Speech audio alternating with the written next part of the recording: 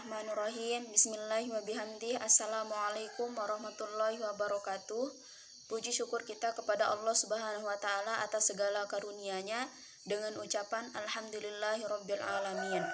Juga sholawat dan salam kepada baginda Muhammad sallallahu alaihi wasallam dengan ucapan Allahumma sholli ala sayyidina Muhammad wa ala ali sayyidina Muhammad. Saya perwakilan dari kelompok 4. Di sini saya akan mempresentasikan mengenai tugas kedua yang mereview 15 jurnal tentang lobster. Sebelumnya, saya akan memperkenalkan anggota kelompok saya.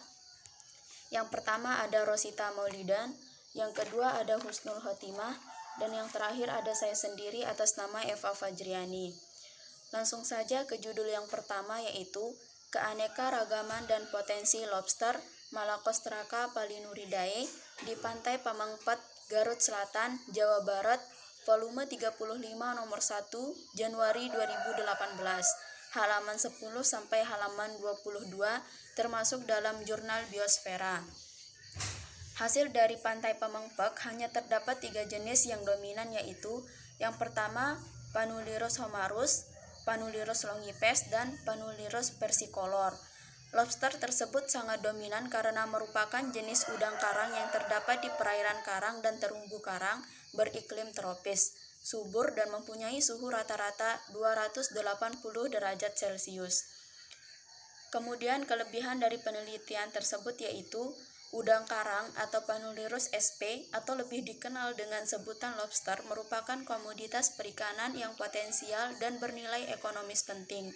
Permintaan untuk pasar domestik dan ekspor terus meningkat, baik sebagai konsumsi maupun ekspor dan lokal. Kekurangan penelitian tersebut yaitu pengambilan yang sangat berlebihan, sehingga dapat mengancam kelestarian lobster di alam. Oleh karenanya, diperlukan upaya untuk menetapkan ukuran lobster yang boleh ditangkap. Judul yang kedua yaitu pengaruh molting terhadap struktur dan perkembangan pada cangkang lobster hijau pasir atau Panulirus homarus L 1758, volume 11 nomor 2 tahun 2018 yang termasuk dalam jurnal kelautan.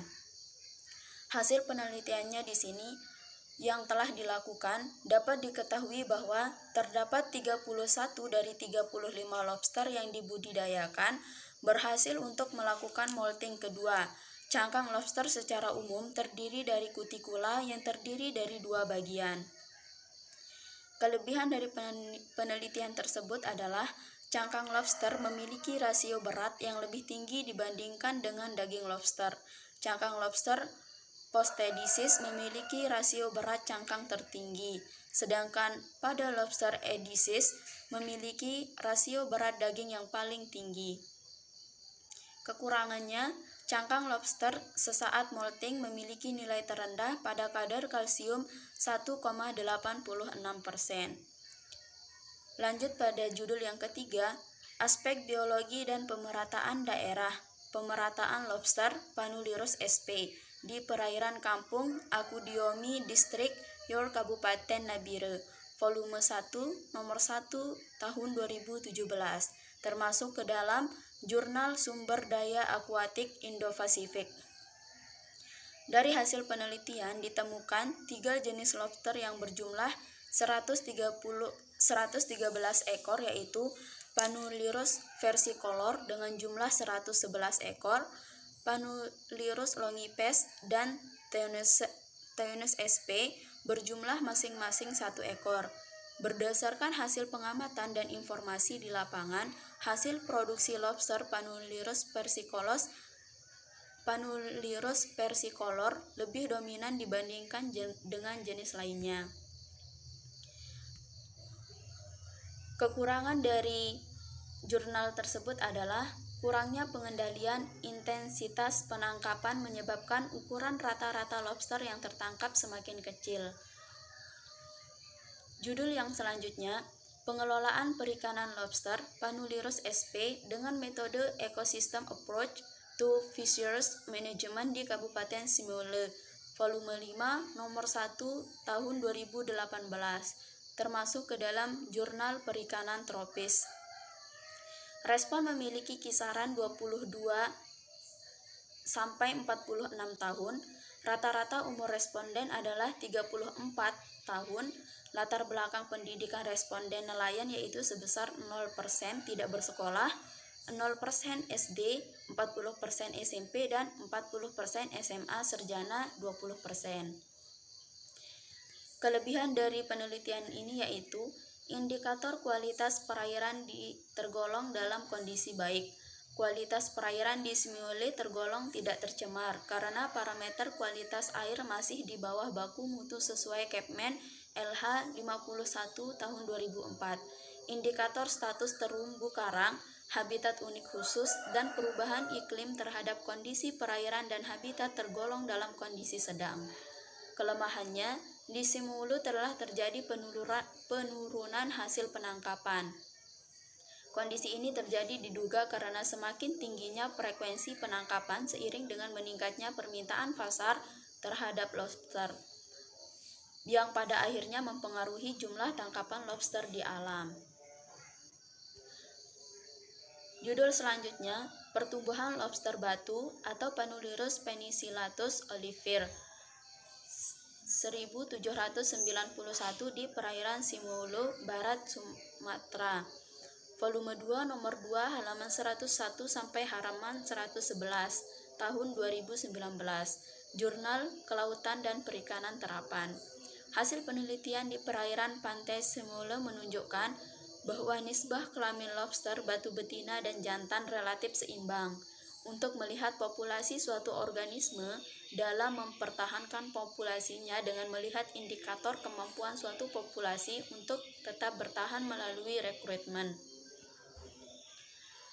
Kelebihan penelitiannya, karapas dan bobot lobster, batu betina dan jantan menunjukkan pola pertumbuhan alometrik negatif, di mana pertumbuhan panjang karapas lebih cepat daripada pertambahan bobot badan. Kelemahannya, tingkat eksploitasi tersebut, lobster batu telah melebihi batas optimum, artinya bahwa sumber daya lobster batu telah mencapai kondisi overfishing.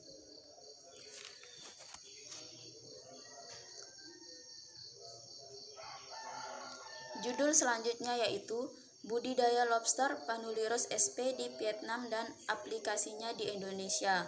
Volume 8 nomor 2 tahun 2013 termasuk ke dalam Jurnal Media Aquaculture. Sebelumnya, instalasi penelitian ini merupakan hatchery udang yang sudah tidak bermanfaat lagi.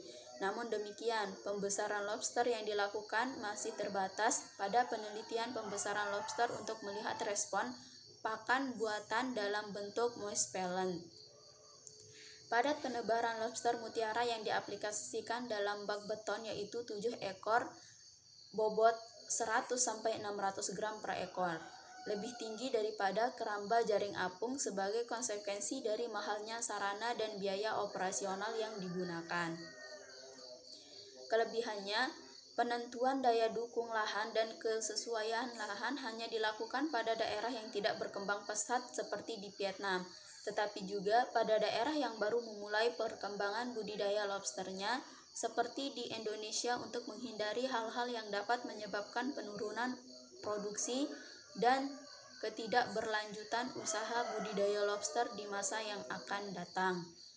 Kelemahannya, sebagai akibat penggunaan pakan tersebut dan peningkatan jumlah keramba jaring apung yang cukup signifikan, terdampak pada penurunan kualitas perairan yang memicu perkembangnya penyakit susu, milky hemolytic disease, sehingga terjadi penurunan produksi. Jurnal yang selanjutnya, pengambilan keputusan waktu panen pada usia pembesaran lobster di Pulau Lombok, Provinsi NTB, volume 14 nomor 2 Juli 2018. Di Pulau Lombok terdapat 2 spesies utama lobster dibudidayakan yaitu lobster pasir dan lobster mutiara.